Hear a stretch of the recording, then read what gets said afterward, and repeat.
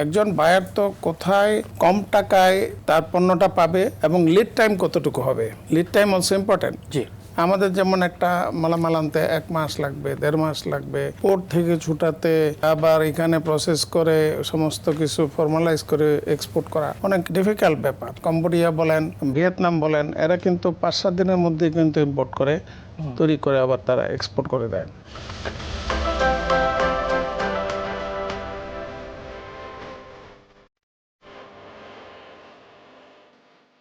প্রিয় দর্শক, চীন প্রতি বছর বড় বড় আন্তর্জাতিক বাণিজ্য মেলার আয়োজন করে থাকে। তারই ধারাবাহিকতায় সম্প্রতি ইউনানে শেষ হলো Kunming China south Asia expo, যেখানে থিম কান্ট্রি ছিল বাংলাদেশ। অন্যদিকে কুয়াংচৌ প্রস্তুতি নিচ্ছে বিশ্বের সবচেয়ে বড় আমদানি রপ্তানি মেলার, যেখানে বিশ্বের প্রায় 220টি দেশ থেকে আসা ক্রেতা বিক্রেতারা এক বিশাল বাণিজ্য মহোৎসবে জড়ো হবেন।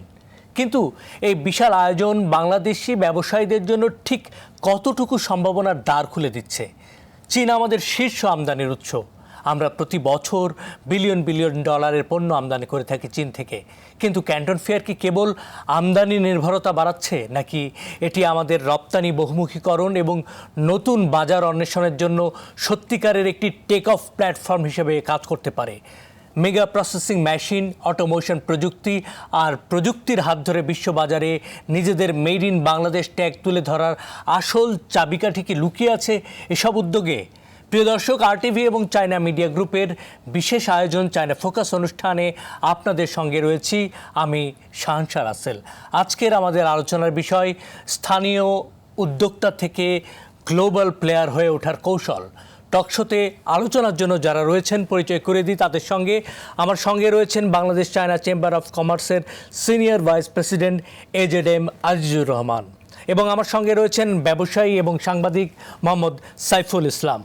আপনাদের দুজনকে স্বাগত আমাদের অনুষ্ঠানে। শুরুতেই জনাব আজিজুর রহমান, আমরা জানি যে ক্যান্টন ফেয়ার বিশ্বের অন্যতম গুরুত্বপূর্ণ এবং সবচেয়ে বড় একটি বাণিজ্য মেলা, যেখানে এবারে প্রায় 140তম আসরে প্রায় 155,000 বর্গ কিলোমিটার এলাকা জুড়ে 3,000-এর বেশি প্রতিষ্ঠান অংশ নিচ্ছে। এই মেলা বা এই ধরনের ফেয়ারের বাণিজ্যিক গুরুত্বটা কতটুকু, বিশেষ করে বাংলাদেশের মতো কান্ট্রিগুলোর জন্য, বা এই ধরনের মেলার গুরুত্বটাকে আপনি কিভাবে দেখছেন? এই যে ফেয়ার করছে তারা, সেটা তো তারা শুধু বাংলাদেশের জন্য করছে না, পৃথিবীর প্রায় 240টি দেশের সাথে তাদের বাণিজ্য। এবং চায়না সম্বন্ধে অ্যাকচুয়ালি বলতে গেলে it is so giant economy. তাদের ইকোনমি হলো আপনার $21 ট্রিলিয়ন, এবং তাদের ইন্টারনাল বাজার হলো $4.3 trillion. So big market and so big export and import position তারা আছে। নট অনলি দ্যাট, তাদের প্রতি বছর ইম্পোর্ট করতে হয় $2 ট্রিলিয়ন, এবং প্রতি বছর এক্সপোর্ট করে তারা ওয়ার্ল্ড ওয়াইড $3 ট্রিলিয়ন। সো ওর মধ্যে বাংলাদেশদের আমাদের কিভাবে আমরা এগোতে পারি, সেটা হলো এই ফেয়ারে তো বাংলাদেশি যে ইচ্ছা করলেই কিন্তু যেতে পারে না সবাই। এটা বাণিজ্য মন্ত্রণালয় আছে, আমাদের সরকার আছে, বিভিন্ন চেম্বার আছে, তারা সব কিছু অর্গানাইজ করে হয়তো 100টা স্টল পায় সেখানে, বা 120টাই পায়, তখন এটা লিস্টেড করা হয়। এখন 120 জন গিয়ে কি করবে? বিশেষ করে স্টলে আপনি কি শো করবেন?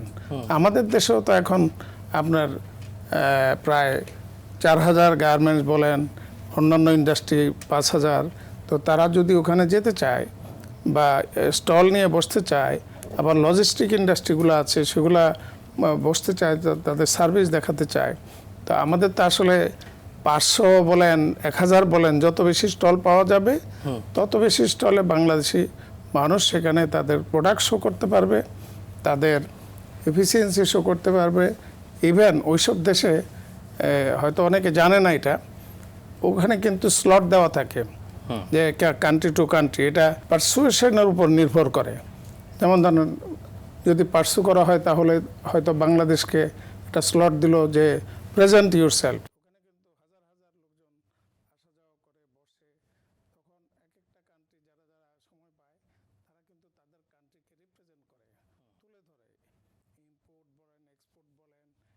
ইনভেস্টমেন্ট বলেন, ফ্যাসিলিটিস বলেন, ইনসেন্টিভ বলেন, পিপলকে তো জানাতে হবে। সেই জানানোর জন্য এই ধরনের ইয়েতে আমাদের ওই ক্ষুদ্র পরিসরে গিয়ে খুব বেশি সুবিধা হবে না, আরও বেশি আমাদের চেষ্টা করতে হবে। আর এই ধরনের মেলায় সুবিধা হলো যে একজন বায়ার, ওখানে বায়ার অথবা এক্সপোর্টার যাই বলেন, চায়নাতে তো আমাদের এক্সপোর্ট খুব $1 বিলিয়ন চেয়েও কম, কিন্তু ওখানে গিয়ে সে দেখতে পারবে যে ওখানে ডাইরেক্ট ক্রেতাদের সাথে তার নেটওয়ার্কিং হবে। Networking is better than indirect networking, because indirect নেটওয়ার্কিংয়ে অনেকে ফরজারি করে, অনেকে ট্রেডিং করে, অনেকে মধ্যস্বত্বভোগী থাকে। ওখানে গেলে সে ডাইরেক্ট সমস্ত কাঁচামাল বা পণ্য দেখতে পারে, তাদের মধ্যে একটা বন্ডিং হয়, বিশ্বস্ততা হয়, ব্যবসায়ীদের মধ্যে এক ধরনের আন্তঃসংযোগের জায়গা এবং তৈরি তারা হয়। ফ্যাক্টরিও দেখতে পারে তখন আচ্ছা। তাদের সাথে যদি ইয়ে হয়। কারণ চাইনিজরা তো সিরিয়াস, তারা এটা যখন দেখাবে তখন তারা ইন্টারেস্ট গ্রো করবে যে ঠিক আছে আমি ওনার থেকে মালটা নিব।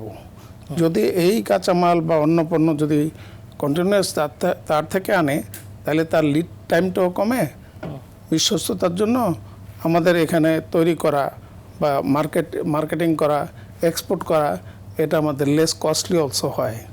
আমাদের দেশে বেশি অ্যাকচুয়ালি এক্সপোর্ট করে $27 to $28 বিলিয়ন, আর আমরা এক্সপোর্ট করি এই $1 বিলিয়নের কাছাকাছি। আমাদের ট্রেড ডেফিসিট আছে হলো ওদের সাথে $26 to $27 বিলিয়ন। আমাদেরকে এটা উন্নীত করতে হবে এবং ওখানে আমাদের ট্রাই করতে হবে আরও বেশি স্টল নেওয়া, আরও বেশি ভিজিটর নেওয়া, অনেকে ভিজিটর অংশগ্রহণটাকে বাড়ানো এবং বাংলাদেশের শোকেসটাকে আরো ব্যাপক অর্থে তুলে ধরা। জি জনাব আজিজ, আমি আসবো আপনার কাছে। এক সেকেন্ড বলে আবার ভুলে যাব। এই যে বাংলাদেশি সাপোজ একজনের সে তার ইন্ডাস্ট্রি নাই, কিন্তু সে দেখতে যাবে, শিখতে যাবে, স্পেশালি নতুন উদ্যোক্তারা, এর যে ভিসার যে ঝামেলা আছে বা ভাষাগত যে সমস্যাটা আছে, এটাও কিন্তু একটা বিরাট ব্যারিয়ার। তাকে they need translator and they need cooperation from Chinese embassy from Bangladesh. আমি এই মুহূর্তে জনাব সাইফুল রহমান আপনার কাছে আসতে চাই, যে প্রসঙ্গ নিয়ে আমরা কথা বলছিলাম। আপনিও সম্প্রতি ক্যান্টন ফেয়ার ঘুরে এসেছেন, আপনি একজন ব্যবসায়ী। আপনার দৃষ্টিতে বাংলাদেশি ব্যবসায়ীদের জন্য সুযোগটাকে কিভাবে কাজে লাগানো যেতে পারে? পৃথিবীর বড় বড় ব্যবসায়ীরা প্রতি বছর একবার একটি শহরে অবস্থান করে, সেটা হলো চীনের গুয়াংজু শহরের চায়নার ক্যান্টন ফেয়ার। মূলত এখানে ব্যবসায়ীরা আসেন যে নতুন উদ্যোক্তা সৃষ্টি হওয়ার জন্য এবং নতুন প্রোডাক্টের খুঁজে। কেউ বা আসে আবার নতুন নতুন প্রোডাক্ট খুঁজে বের করতে, আবার অনেক সাপ্লাইয়ার এবং ভাইয়ের সাথে দেখা করতে বা প্রস্তুতকারী প্রতিষ্ঠান দেখা করতে। মূলত হলো যে আমরা চীনের যে প্রোডাক্ট নিয়ে কাজ করছি বা আমরা বিশ্ববাজারে এই চায়না ফেয়ারে আমাদের যে অবস্থান যারা ব্যবসায়ীরা যায়, তারা কিন্তু বিশ্ববাজারে অবস্থানটা তুলে ধরে বা বুঝে যে আমাদের নতুন পণ্য বা নতুন প্রোডাক্টগুলো কী কাজে লাগাতে পারি, বা এখানে বিশাল একটা সুযোগ রয়েছে, কিন্তু সুযোগ রয়েছে যাতে বিশ্ববাজারে তুলে ধরা বাংলাদেশি পণ্যকে। মূলত হলো আমাদের এই বাংলাদেশিদের ব্যবসায়ীদের কিন্তু বড় সুযোগ রয়েছে বাংলাদেশি পণ্যগুলো, যেমন চা, পাটজাত, তারপরে টেক্সটাইল, এইসব কিন্তু আমরা এই ক্যান্টন ফেয়ারে কিন্তু তুলে ধরতে পারি। পাশাপাশি যারা তাদের যে চীনার যে আপনার প্রযুক্তি আছে, তাদের সরবরাহ আছে, কাঁচামালগুলো আছে, তাদের প্রযুক্তি কাজে লাগিয়ে কিন্তু আমরা আমাদের অবস্থানকে তুলে ধরতে পারবো। আমরা বাংলাদেশি ব্যবসায়ীদের সুযোগ রয়েছে, তবে ব্যবসায়ী উদ্যোক্তা কিন্তু অনেক বেড়েছে, কিন্তু এখন কিন্তু উদ্যোক্তা কিন্তু বেড়েছে, কিন্তু যে অনেক বড় ব্যবসায়ীরা বেড়ে গেছে, কিন্তু এখন যারা উদ্যোক্তা বা যারা সৃষ্টি হবে, তারা চিন্তা করতে হবে যে আমি যে এই ক্যান্টন ফেয়ারে গিয়ে আমি যে স্যাম্পলকে দেখব বা সেগুলা যে যারা আছে, বায়ারগুলো আছে বা সাপ্লাই যারা আছে প্রস্তুতকারী, তাদের কিন্তু সাথে যে যোগাযোগটা কমিউনিকেশন করা যায়, তাহলে কিন্তু আমাদের এই ক্যান্টন ফেয়ারে কিন্তু যে মূল তাদের উদ্দেশ্য যেটা, এটা আমরা কাজে লাগাতে পারবো। আরেকটা বিষয় হলো যে ক্যান্টন ফেয়ারে আপনার বিশ্বের সব ধরনের ব্যবসায়ীগুলো আছে, তাদের সাথে কিন্তু একটা ব্যবসায়িক সম্পর্ক হয়। তাদের সাথে সাথে আমাদের যে প্রোডাক্টগুলো আছে, যে প্রোডাক্টগুলো বাংলাদেশের পণ্য যেগুলো আছে, সেগুলো যদি নিয়ে আমরা তুলে ধরতে পারি, তাহলে কিন্তু আমাদের কিন্তু ব্যবসা প্রসারটা কিন্তু অনেক এগিয়ে যেতে পারবে। শুধু চায়নার বাজারটা দেখলে হবে না, চায়নার সাথে কিন্তু তাদের প্রযুক্তিটা কাজে লাগিয়ে কিন্তু আমরা আমাদের বাংলাদেশি পণ্যটাকে তুলে ধরতে পারবো। সেই সুযোগটা রয়েছে ক্যান্টন ফেয়ারে।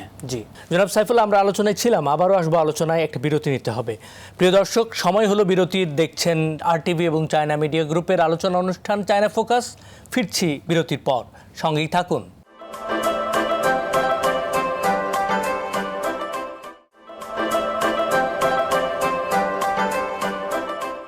দর্শক, বিরতির পর আবারও স্বাগত। আলোচনা অনুষ্ঠান চায়না ফোকাসে আমরা কথা বলছিলাম স্থানীয় উদ্যোক্তা থেকে বৈশ্বিক প্লেয়ার হয়ে ওঠার জন্য কৌশলগুলো কি।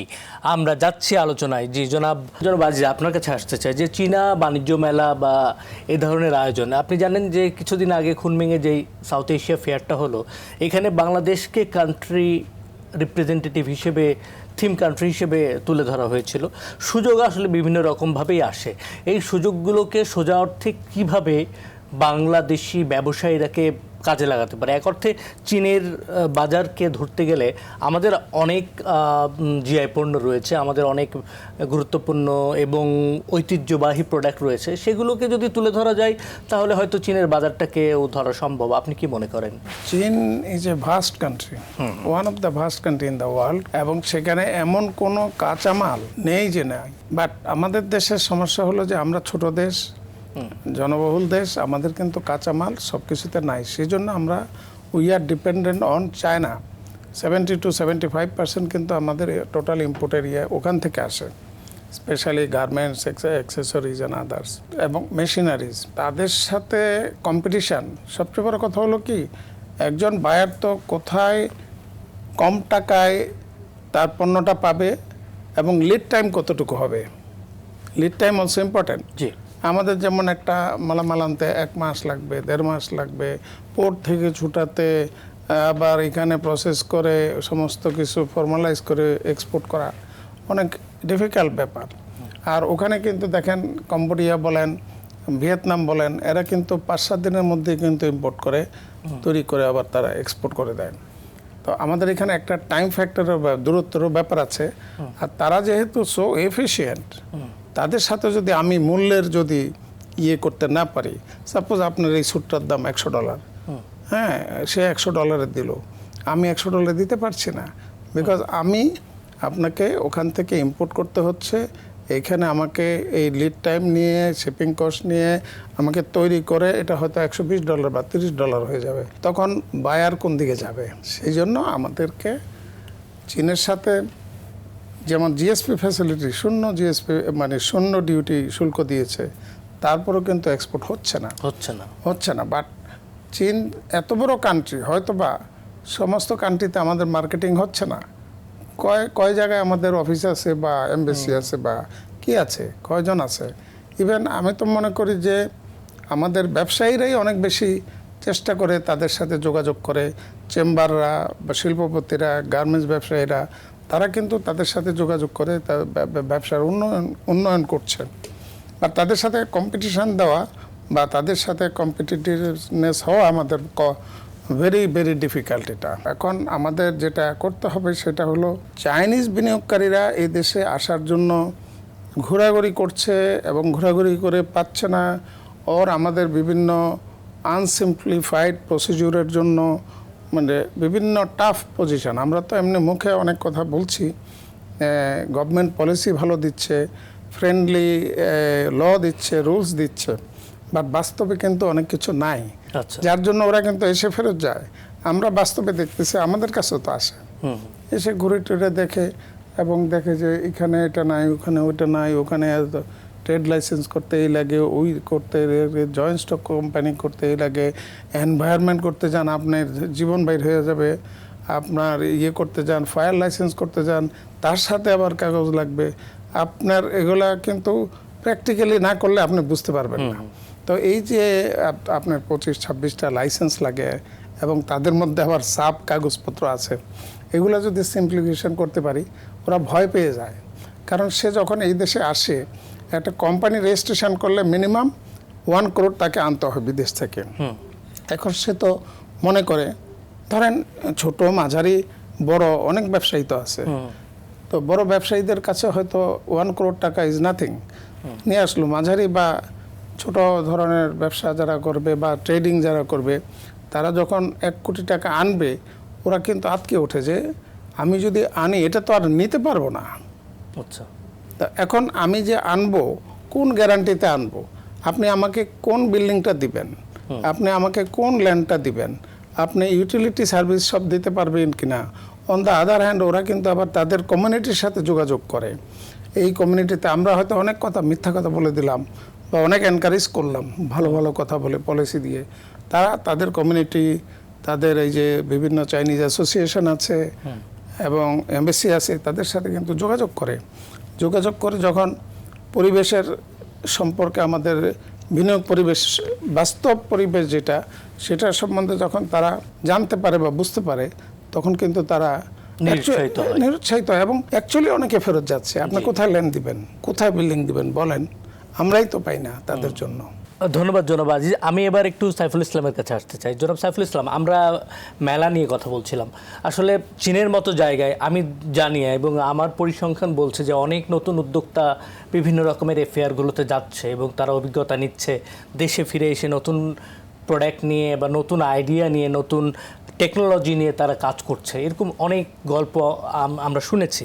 আপনার কাছে কি মনে হয় যে চীনের মতো জায়গায় কাজ করতে গেলে ভাষা বা সেখানকার কালচার, এই চ্যালেঞ্জগুলো মোকাবেলা করে, বা খাদ্যাভ্যাস, এই চ্যালেঞ্জগুলো মোকাবেলা করা কিভাবে যায়, কিভাবে সম্ভব? আমরা যারা মনে করেন উদ্যোক্তা আছি, আমরা প্রথমে কিন্তু আমরা যদি চীনের সাথে যে ব্যবসার পরিকল্পনা থাকে, তাহলে আমরা প্রথমে কিন্তু ভাষাগত বিষয়টা আমরা আগে থেকে একটু জেনে নিতে হবে এবং তাদের সাথে কমিউনিকেশন করতে হবে যে আমরা ভাষা নিয়ে কীভাবে কী করা যায়। ভাষাটা একটা বিষয় হলো, ব্যবসার গুরুত্বপূর্ণ একটা বিষয়। দ্বিতীয়ত হলো যে এখানকার খরচ এবং তাদের খাওয়া দাওয়ার যে বিষয়টা, এখন কিন্তু চীনের যে খাওয়া দাওয়ার বিষয়টা কিন্তু আমাদের বাংলাদেশে কিন্তু হোটেল রেস্তোরাঁ রয়ে গেছে কিন্তু। আচ্ছা, এখানকার কিন্তু আপনার এখনো যারা চীনের যারা নাগরিক আছে, যারা ব্যবসায়ী আছে, তারা কিন্তু আপনার বাংলা ভাষা জানে, ইংলিশও মোটামুটি তারা অনেক অ্যাডভান্টেজ হয়ে গেছে। সেক্ষেত্রে কিন্তু আমাদের কিন্তু আমরা কিন্তু সমস্যা হয় না। তবে আমরা ব্যবসায়ীরা যদি একটু জ্ঞান অর্জন করার চেষ্টা করি, তাইলে আমাদের ব্যবসার যে গতিটা কিন্তু অনেক উপরে চলে যায়, আর ব্যবসা করতে সহজ হয়। কারণ আমরা যদি সঠিক বায়ার এবং সাপ্লাইয়ের সাথে কথা বলতে পারি, এবং যখন আমরা তাদের ফ্যাক্টরিটা ভিজিট করব, তার মালের পণ্য দেখব, তখন কিন্তু আমাদের তার যে কুটগুলো আছে সেগুলো আমরা যেগুলো নিরূপণ করব এবং পেমেন্টগুলো কীভাবে করতে হবে, টোটাল বিষয়টা কিন্তু আমাদের যাচাই বাছাই করতে হলে কিন্তু ভাষাটা কিন্তু ইম্পর্টেন্ট বিষয়। তো আমাদের এখানে যেহেতু চীনের এখানে ট্রান্সলেটর আছে বা যারা এই বাংলা ভাষা কাজ অনেক চীনা নাগরিক ব্যবসায়ী আছে, তারা বাংলা ভাষা জানে, তারপরে কিন্তু আমাদের ব্যবসায়ীরা কিন্তু ওই জায়গাতে কিন্তু আমরা কিছুটা কিন্তু একটু পিছিয়ে আছি। তবে আমি নতুন উদ্যোক্তার কাছে উদ্দেশ্যে বলবো এটাই, যে আমরা যখন চীনের ক্যান্টন ফেয়ারে যাব বা ব্যবসা করতে বা আমদানি করতে যাব, তখন যাওয়ার আগে কিন্তু আমাদের কিছু নীতিমালাগুলো এবং রুলসগুলো আগে এগুলা শর্টলিস্ট করতে হবে, যে আমরা সেখানে গেলে আমাদের ভাষার বিষয়টা আগে এটা কীভাবে কী করা যায় সেটা দেখতে হবে ভেবে, এবং এখানকার কমিউনিকেশনটা, যোগাযোগটা, কার সাথে আমি যোগাযোগ করব, কে আছে সেখানে, আমাকে কে এখানে আমাকে নিয়ে ঘুরবে, দেখাবে, সেসব বিষয়গুলো কিন্তু আমাদের ভাবতে হবে। এবং দ্বিতীয়ত হলো যে আমরা যে একটা মাল প্রোডাক্ট কিনবো, সে জায়গাতে এনশিওর এবং তাদের যে সেখানকার যে দায়িত্বশীলতা কী আছে সেসব বিষয় ভাবতে হবে। জনাব সাইফুল, আমরা আলোচনায় ছিলাম, আবারও আসবো আলোচনায়, একটা বিরতি নিতে হবে। প্রিয় দর্শক, সময় হলো বিরতির। দেখছেন RTV এবং চায়না মিডিয়া গ্রুপের আলোচনা অনুষ্ঠান চায়না ফোকাস। ফিরছি বিরতির পর, সঙ্গেই থাকুন।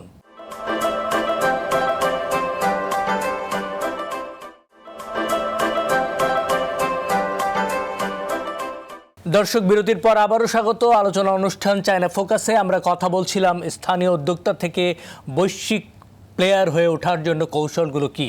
আমরা যাচ্ছি আলোচনায়। জি জনাব আজিজ, আমি আপনার কাছে আসতে চাই যে আপনি যেহেতু বাংলাদেশ চায়না চেম্বারকে রিপ্রেজেন্ট করছেন এবং বাংলাদেশের বহু ক্ষুদ্র এবং মাঝারি উদ্যোক্তা আছে যারা চায় যে তাদের পরিচিতি বিশ্ব পরিসরে ছড়িয়ে দিক, তো তাদের জন্য চেম্বার বা সরকার কি ধরনের পলিসি রাখছে? এবং আমি এটাও বলতে চাই যে এবারের ক্যান্টন ফেয়ারকে কেন্দ্র করে চীনা দূতাবাস ভিসা প্রক্রিয়া সহজ করার জন্য এক ধরনের নির্দেশনা বা প্রচারণা চালাচ্ছে। তো আমরা এই সুযোগগুলোকে কিভাবে কাজে লাগাতে পারি? চায়না এমবাসি তো অফকোর্স হেল্প করছে, বাট আমি 100টার জায়গায় আমার তো 500টা স্টল দরকার। আমি তো ওখানে আমাকে ট্রান্সলেটর নিতে হবে, জি, আর বাংলাদেশি যে ট্রান্সলেটর আছে তাকে নিয়ে যেতে হবে, কারণ ল্যাঙ্গুয়েজের কিন্তু একটা ব্যারিয়ার আছে যাই বলেন না কেন। যদিও বাংলাদেশিরা এই চাইনিজ ল্যাঙ্গুয়েজ শেখতেও কিন্তু লক্ষ লক্ষ লোক চাকরি পাবে।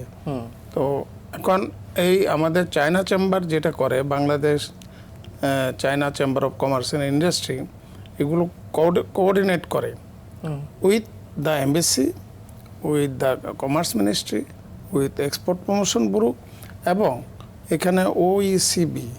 হ্যাঁ, ওইসিবি হলো overseas enterprise, overseas Chinese enterprise association in Bangladesh. Another one is CAB, Chinese enterprise association in Bangladesh. এগুলো কিন্তু বিগেস্ট চাইনিজ কমিউনিটি। এদের সাথে আমরা কমিউনিকেশন করি, এবং এই চাইনিজ চেম্বারে যারা আমাদের মেম্বার হতে আসে বা আসে, এবং যারা জয়েন্ট ভেঞ্চার চায়, B2B বিজনেস, 1-to-1 বিজনেস করতে চায়, তাদেরকে আমাদের ওখানে অফিসিয়ালরা, ইভেন আমাদের প্রেসিডেন্টরাও বসে সেখানে কিন্তু তাদেরকে কথা বলতে দেয় যে you try to do it. এবং এগুলো অন্যান্য অ্যাসোসিয়েশনের সাথে আমরা সেমিনারও করছি, আচ্ছা, যে how to do it. So এইভাবে আমরা চেষ্টা করছি। এখন পরিসরটা বাড়াতে হবে আমাদের। ওখানে যাওয়ার পরিসর, ওখানে খাওয়ার, যে খাওয়া দাওয়া, থাকা টাকা সবাই কিন্তু অ্যাফোর্ড করতে পারে না। আমরা তো নতুন উদ্যোক্তার কথা বললাম, কয়জন অ্যাফোর্ড করতে পারবে এবং কয়জন এই সিস্টেমগুলো জানে? ওখানে তো আর গেলে আর ঢুকে যাওয়া যাবে না, অনেক সিস্টেম করে যেতে হয়। তো সেই জন্য আমার মনে হয় যে ক্ষুদ্র পরিসরে করে খুব বেশি লাভ হবে না, এবং নতুন উদ্যোক্তারা খুব বেশি সুযোগ পাবে না। নতুন উদ্যোক্তাদের জন্য স্পেশাল কোনো নতুন উদ্যোক্তারা হয়তো বা ওখানে স্টল দিয়ে কাজ করতে পারলো না, কিন্তু একজন উদ্যোক্তা হিসেবে কাজ করতে গেলে এখানে তো লট অফ নিত্য নতুন বিভিন্ন প্রোডাক্ট আছে যেগুলো নিয়ে বাণিজ্য করা যায়। যে ধন্যবাদ জনাব আজিজ, জনাব সাইফুল ইসলাম। এত বৈচিত্র্যময় প্রোডাক্ট, এত রকমের বিদেশি বায়ার, বিভিন্ন ধরনের বিভিন্ন দেশ থেকে, প্রায় আমরা যেমন শুনলাম যে 250টারও দেশ থেকে বিভিন্ন ধরনের ব্যবসায়ীরা যাচ্ছে সেখানে। তো এক ধরনের মিলন মেলা।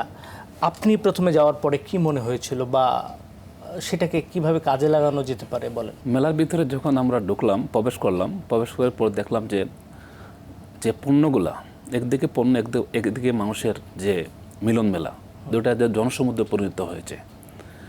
যে এক পাশে হলো স্মার্ট অটোমেশন, অন্যদিকে হলো প্রোডাকশন লাইনগুলো আছে, আপনার বিভিন্ন ধরনের টেকনোলজিগুলো আছে, যেগুলো স্বাস্থ্য খাতে যেগুলো টেকনোলজি, সেগুলো সারিভাবে সাজানো আছে, এবং অত্যাধুনিক প্রযুক্তি, AI প্রযুক্তিগুলো তাদের এই মেশিনগুলো, তাদের স্মার্ট মেশিনগুলো সাজানো আছে।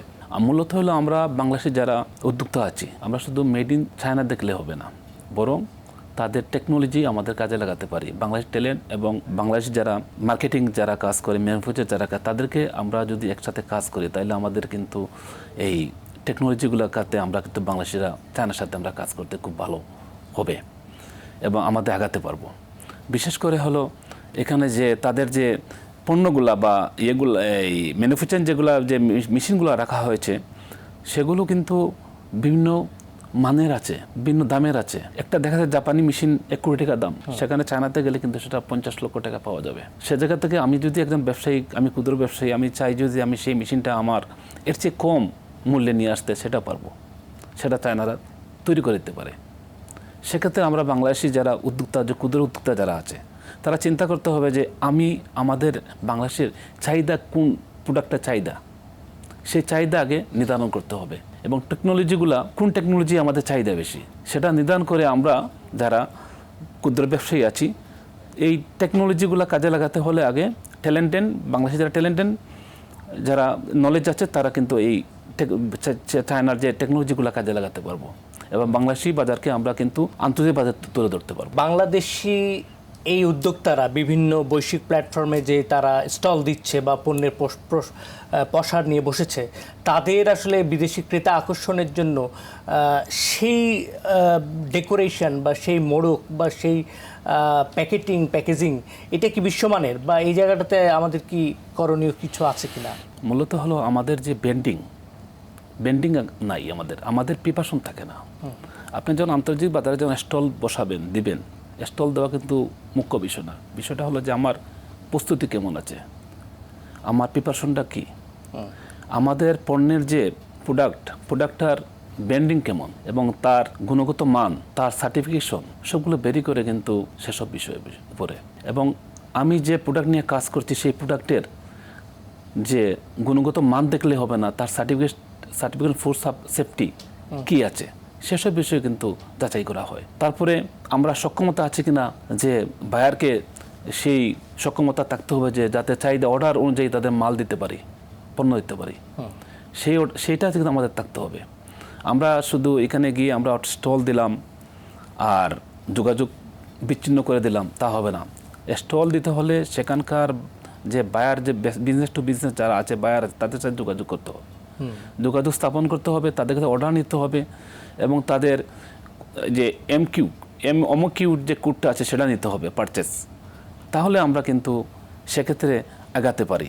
এবং আমাদের সেই নিরবচ্ছিন্নতা থাকতে হবে যে আমরা সেই যে কাঁচামালগুলা এবং তাদের যে টেকনোলজিগুলা কিন্তু আমরা চীনের কাছ থেকে ব্যবহার করে আমরা সেই ক্যান্টন ফেয়ারে কিন্তু সেগুলো তুলে ধরতে পারবো। তাহলে আমাদের বাংলাদেশের কিন্তু যারা উদ্যোক্তা আছে বা যারা পণ্য আছে সেটা কিন্তু আমরা বিশ্ববাজারে কিন্তু ভালো এই সুযোগ রয়েছে। জি, এই বায়ার নিয়ে আমি একটু কথা বলতে চাই। দেখেন, বাংলাদেশে যারা বিদেশিরা আমাদেরকে বিভিন্ন অর্ডার দেয়, ইভেন সুতাটা কোত্থেকে নিতে হবে সেটা কিন্তু বলে দেয়। হ্যাঁ, সুতা থেকে সমস্ত কিছু বলে দেয়। তখন ম্যাক্সিমাম দেখা যায় যে বিভিন্ন দেশের, স্পেশালি চায়নাতে বলে যে চায়না থেকে এটা আনবা, চায়না থেকে ওটা আনবা, চায়না থেকে ওটা আনবা।